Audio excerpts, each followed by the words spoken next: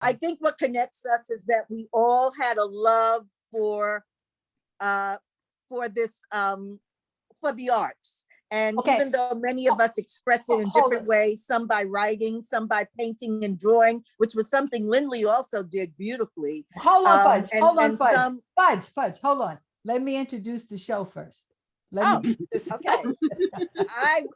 I will be quiet. No, I don't want you to be quiet. I just didn't want it to start mid-sentence, and because we were thinking, hello everyone, and thank you for joining us in the after show afterthoughts.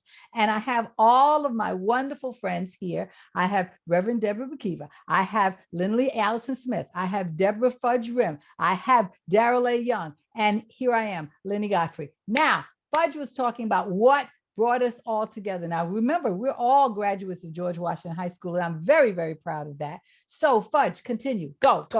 Well, since we all graduated in 1970, and we're I all wasn't going to say today, that now. I wasn't saying all of that. Okay, and we're all here today because I think what connects us is that we all love the arts, all the different ways that you can do it, the drama, music, dance, paintings, writing.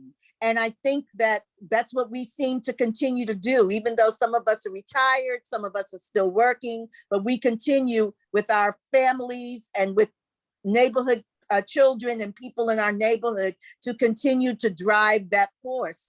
And by growing up in New York City, that was our playground. New York was our playground. And we got to see so much because back then things didn't cost as much. You could go see a play for $5. You could go see something for free, and you could get inspired by all of those kinds of things. So I really do feel that New York was our backdrop, and the arts and culture and everything revolved around all of that. So I definitely think that that's something that has bonded us today. Yeah. I agree. I just don't remember how we all got started. Did we have a free period and we were all in the auditorium and that's how we all, I just can't remember. It just seems like we all just went zip. I know I cut classes and I have no problem owning that. Yes, Lindy.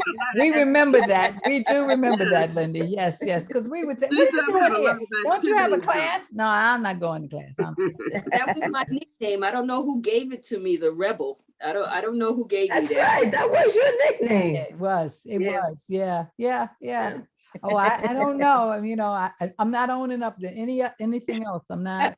Not doing. We had a couple of classes together, Linley. Yes. And you know what I remember in high school, they had just started those black literature classes, like Black history and stuff like that. Yes, we had Hazard. I remember Joan Hazard. Joan Hazard, yes. And we had a creative writing class. We had creative writing. We had a drama class. We had chorus and music. So even though we only had at that time two Black courses, it was Black literature and Black history. We had teachers who taught English and who taught dance and who taught other subjects that we were able to go to and have conversations with. And they would sometimes bring other elements into the classroom that would inspire us as well. Daryle, you and Fudge, do you remember the name of your dance teacher? Grace Collier. Miss Collier and Miss Glicksman. That's what it was. I thought Linley was trying to remember. That was Miss Glicksman and Miss Collier. Miss Collier was responsible for Linley taking, giving her the guidance on the track that got her graduated early and taking her to Virginia. Really? She was really a cool person. That's what I remember about it. And you couldn't ruffle her feathers easily. She gave you that stare, like, are you crazy? That was enough. You didn't say anymore. But she was still, with that, she was stern, but very gentle at the same time. She was a cool person.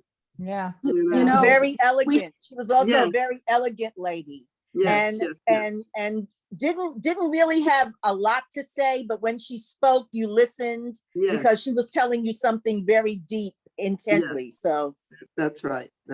Just wanted to add this piece.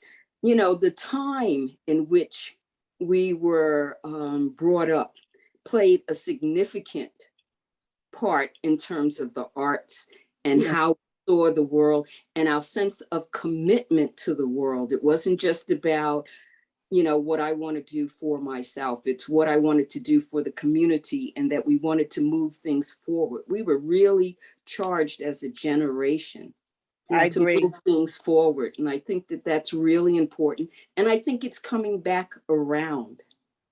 So I think we have left some guidelines, and we are clearly, based on everything I've heard, continuing to guide people on that path to move beyond the self and the Western concept of it's about all about me. It's not you, it's about everyone. They're trying to bring that all about me stuff back, but I think our children are astute now. The young people are astute. They pay attention. They have access to information immediately. They know when they're being conned and when they're being tricked, and they speak out. And I think you're absolutely right. We came in on the tail end of the 60s and all of the things that were happening, you know, in the 60s and all the protests and all of that. So we took that with us too when we got into high school, you know? Yes. So you know, it's, I think, and we didn't get a chance to talk about it, but I just wanted you all to know the struggle that happens in the business that I am. My lifelong struggle is to always do material that honors us. Yes. That does not end up in buffoonery. Yes. Or the same imagery all the time. I do not say that there are a lot of people who enjoy some of the things that are there. I say the one word that I think that doesn't happen enough is balance. We do not have the balance that shows that, I mean, just talking about just the five of us and the things that we've accomplished in the years that we've done it.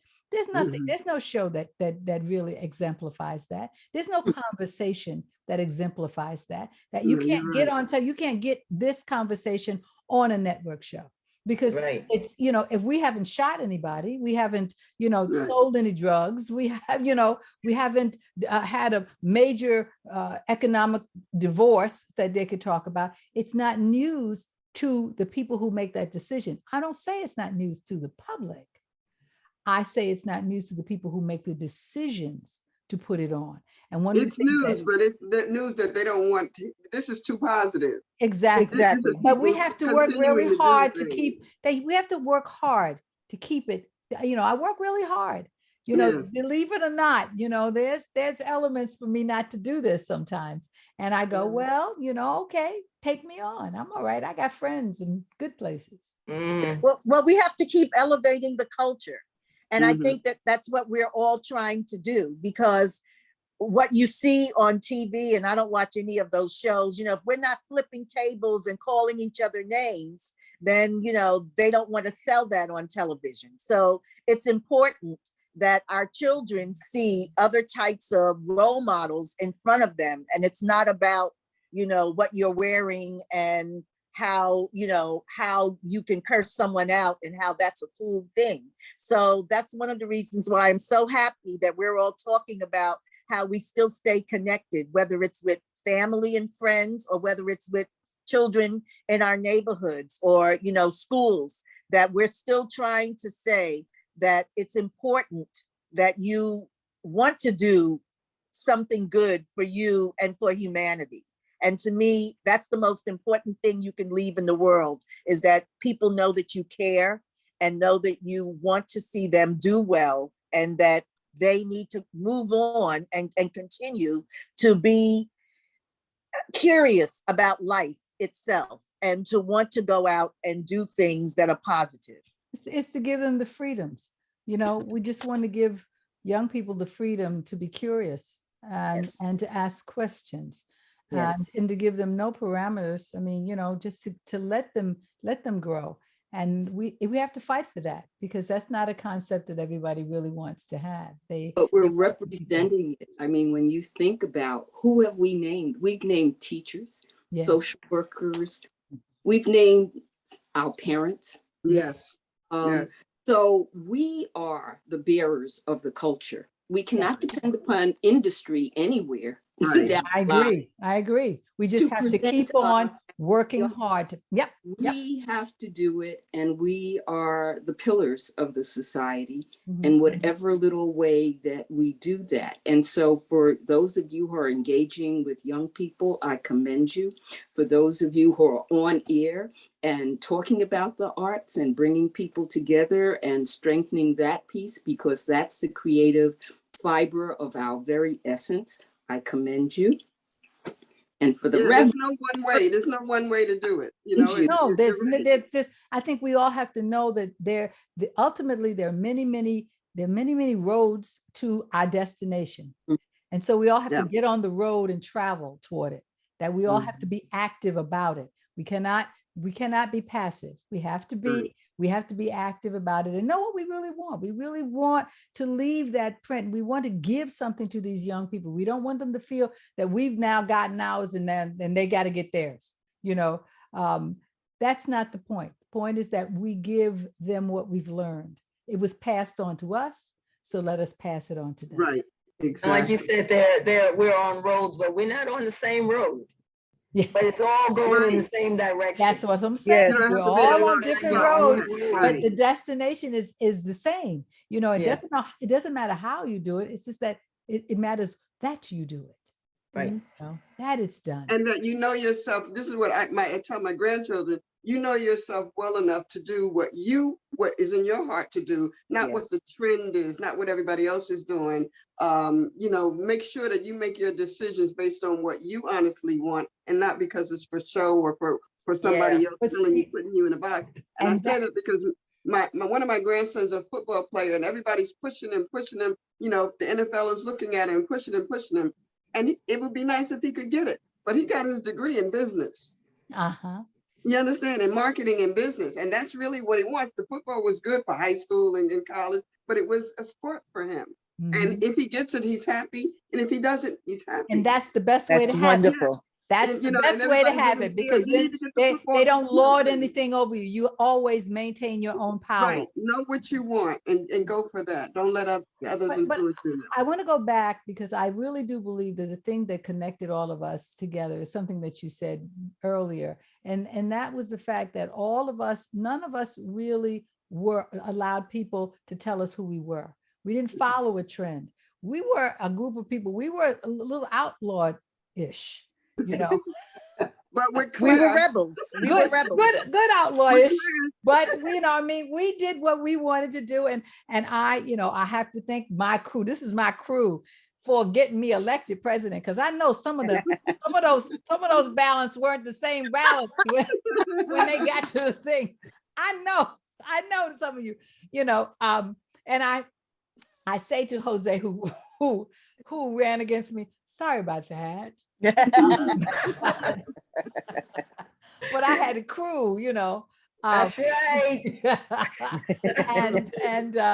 and you know, they got me over there. But the simple fact is that I think it was the right thing to do. It was the right time for there to be a female that said, no, we have the strength in us. It's not just the Black male that has a strength. Mhm. The female who is Black has the strength.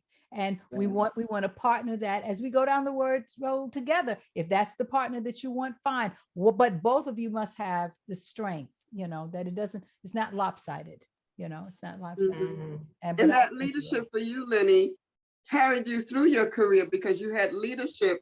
Having had that as a foundation, you knew Mhm. exactly how to talk to people, how to interact with people who had differences of opinion. You had it early on before we even left high school. So everybody has their own path. Everybody And God does. doesn't give And you see, anything what that you're you not all supposed don't to know is that while I was president, Exxon had a program for 12 schools for all the presidents.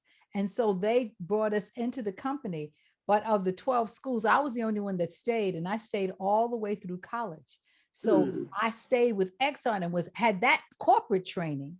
And Right. of course, later on, my husband worked for Exxon. So we had those common friends. But I had that corporate training, which helps me right now as I am, you know, in offices, on boards and everything like that. That ability to be able to disseminate what someone tells you and to change the tone of the room. It's important. The tone of the and temperature of the room is very important because you don't get things done if the temperature is too high, you know. And it's very important that our children take advantage of opportunities that come their way. Whenever I see something like, for, you know, someone just handed me something or showed me something on my phone that they are looking for pilots and people to go into the field of aviation, I took that information and I sent it to so many people because I said, no, not everyone may want to be a pilot, but there are so many jobs within the industry. Start, you know, don't be afraid to go into something that may sound a little bit scary, but it's okay. You have to at least try and see if that'll be a fit for you. So I'm always trying to encourage young people to take that leap of faith and to apply for certain things or to go into something that, you know, you may not be very comfortable with in the beginning, but you don't know that until you try it. So I think that's really important too. Yeah, it's, you know, I mean, I just think that it's important to know, well, for me, for everyone to know what we went through. You know, we didn't just pop here. We had a journey. We didn't just pop, you know, and it was a day by day journey, and we were all supported by one another. And, you know, it was a good time. For me, it was one of the better times, you know. It was you have little pockets of time in your life where I went from there, and then I got into a company on Broadway with, I still know all of those people, and that was 40 years ago, you know. And the relationships that netted. And so it just happens. It doesn't happen all the time. But when it does happen, that you can reconnect it. Like when Linley and I talked, it was like when we used to talk when we were in school, you know, back in Linley's. I remember when I was still working in the library and Linley would be cutting class or something. and she said, well, where are you going after free? I said, no, I got to work in the library. I got a free period. I'm working. So she worked me to the library. I don't know where else Linley went. She wasn't coming to the library. She wasn't going in the library, but she was going somewhere else, you know. But that whole conversation, I was like, well, I'm going to go in here because that's what Joanne, and all of you remember Joanne, that's what Joanne had done, you know, before. So that was my path. And then I followed, and then I went on into politics. But, you know, it's been the best, everybody. It's just been absolutely the best. You know, I'd really like to expand this. So if we ever find enough people to really have like a Zoom reunion, it would be absolutely fabulous, you know, to find some of those people, you know. It may not be a whole lot of us. We're not spring chickens. So some people just left here because they lived. I know. I tell you, man, I'm not saying anything. For us to be our age, we all look fabulous. I think so. We all look fabulous. I mean, because I know how old I'm going to be on Monday. You know? And I'm happy birthday, happy birthday. Yes. Man, happy birthday. Man. Yes. And you know who not to, you know, to cut this conversation short, but does anybody remember Laura Morales? She used to walk around with sandals on all year round almost. Did you say Nora? Laura. Fudge, you have to remember her. Laura Morales? Yeah, the name sounds familiar. Yeah, anyway, she connected with me. She lives in Puerto Rico. Oh, wow. Wonderful. She lives in Puerto Rico. She's there. Anytime you're here, come by. I was like, damn, how'd you find me? Right. You know? Yeah. Wow. That's fabulous. Well, if you know, I mean, if we can get enough people, it would be great. It would be very nice. It would be great. And I do think that we were young at a wonderful age, because with the Wonderful 60s, time. with poetry, with all that was happening. And I worked 2 summers at Liberty House. So Yvette, you know, hired me, and to know that different people would walk in, like you said, Nikki Giovanni, Toni Morrison. I mean, they were all walking in and out of Liberty House. And the idea that Liberty House did start, and they had one also on the Upper West Side in the 70s or 60s, started out as selling these bags that were made from people in Mississippi and Alabama who worked on the cotton fields. And as Linley was talking about, that was a way for them to make money when we sold their bags. And these were beautiful tote bags made out of cotton or burlap. Right. And they I were remember lovely. those. And so besides that, we had the incense and the poetry, books and everything that were sold there too. But it was really about helping the people who needed help in communities where they didn't have the kind of freedoms that we had in the northern states. And so I loved working there because it made me feel connected to the people in the South who were still struggling and going through so much. And I think that, again, our parents growing up, in New York City at that time, growing up in the 60s, it seems that kind of giving and wanting to do for our families and our communities continues to stay with us. And that's who we are today.